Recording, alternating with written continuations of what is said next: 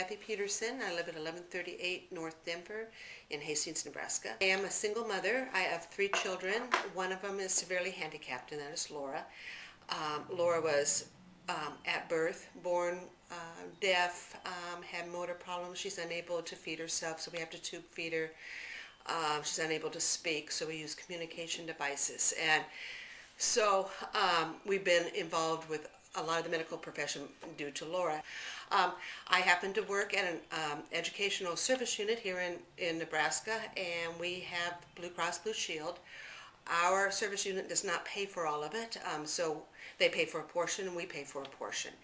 And so I think I would have fairly good health care. But what we found out over time is sometimes yes, sometimes no. When Laura was about 5 or 6, it was recommended that she have a certain kind of surgery called a lumbar rhizotomy, and that goes in to the spinal cord.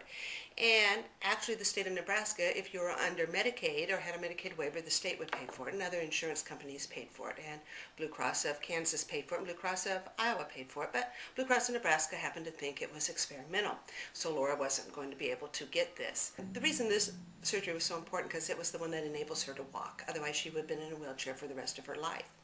We went ahead and went with the surgery, and we had a friend who's a lawyer who decided to fight the insurance company, and so we had to go into battle. We went into battle for several years, and finally it was paid for. And now actually Blue Cross here in Nebraska pays for these.